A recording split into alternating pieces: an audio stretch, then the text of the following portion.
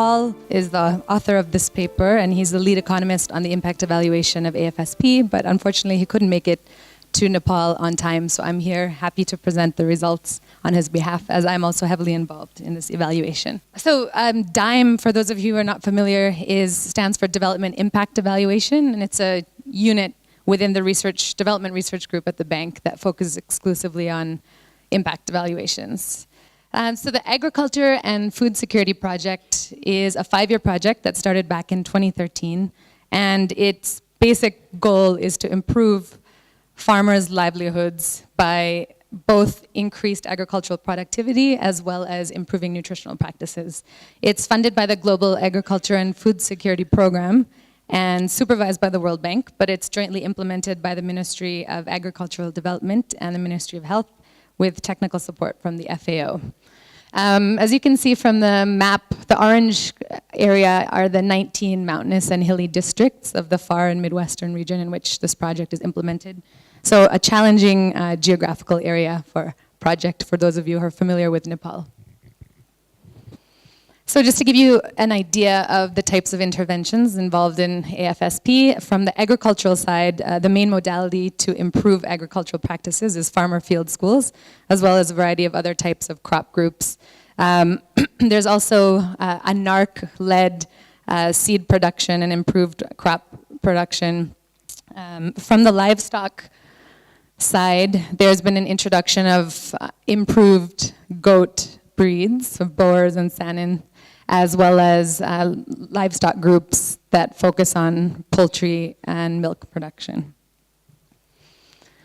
Lastly, from the nutrition side, there are a component from the health ministry is the behavior change communication, which makes use of already existing mothers' health groups at the ward level in all of the districts, as well as revitalizing some groups in areas where they didn't already exist, as well as promotion of home nutrition gardens and village model farms.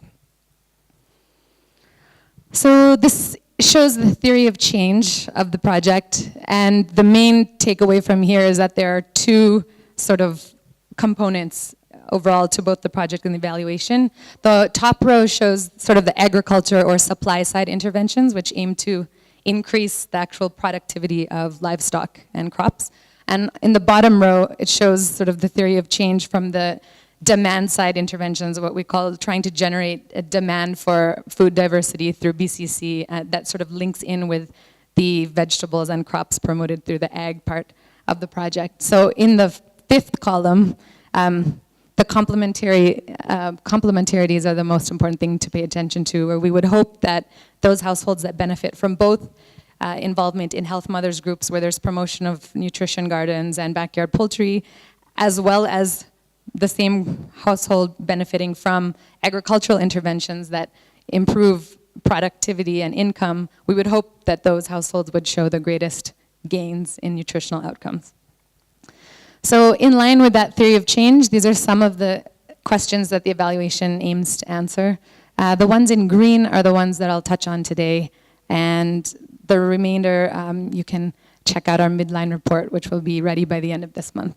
So a brief overview of the overall design. It's a randomized phase-in of project VDCs. VDCs are village development committees, the smaller administrative level after district level. So out of 190 AFSP project VDCs, 160 are part of the evaluation, and those were roughly half and half randomized to either start agricultural interventions in 2013 or to phase in at a later time in 2015.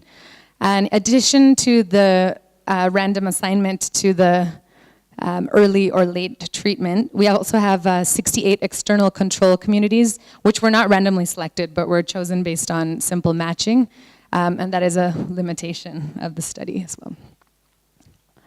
So we've had 2 rounds of data collection, the baseline being in 2013 in roughly 2,300 households from July to October, and then the most recent midline data collection was just this past fall and collected information from about 3,200 households across our 19 districts. So that was a very comprehensive survey, very long, included household food insecurity, yield, detailed yield estimates of every crop grown, livestock owned and the production from that livestock, as well as the general nutrition modules, including 24-hour dietary recall and household food insecurity, as well as child anthropometry. So what impact did the project have on access to farmers group across VDCs? We can see from the middle column, which represents the AFSP early starters, that 100% of those VDCs have farmers groups in them, and almost all of the late starters do as well. However, AFSP is clearly not the only source of farmers groups, because we can see in the leftmost column, which is the external controls, that even 65% of the external control VDCs do have farmer groups, because, as we know, farmers groups do exist from government programs and other projects. And in terms of actual participation in the farmers groups, in this slide, the gray represents the farmer groups that are not farmed by AFSP, whereas the blue represents farmers groups that were farmed by the project. So here we see that around 25% in the external controls, 25% of our households reported having at least one member of a farmers group, whereas in our project VDCs, nearly 70% of households we interviewed had a member who joined the group. So there does seem to be a positive impact on the number of people joining farmers groups due to AFSP. To give you an idea of what types of groups they're joining, most people who joined a group were part of a farmer field school, and also in terms of livestock, poultry and goat groups were common, and cereal crops and vegetable production. These were not mutually exclusive, so if someone said that they were part of a farmer field school, it means that the farmer field school covered one of those other topics as well. So you could be in a farmer field school for cereal crops or a farmer field school for goats, for example. So to present the results, we used two specifications, one difference in difference, and then the second an ANCOVA. So we will just dive right into those. Hopefully you can see this, but the main takeaway here is that using a difference in difference analysis, we see a 14% increase in overall household income in areas that had the FSP project compared to the areas that didn't, so compared to the controls. In the second column, it's a little bit hard to read, but we don't really detect any significant difference between the early starters and the late starters, and in terms of the gains of incomes, there's no significant difference.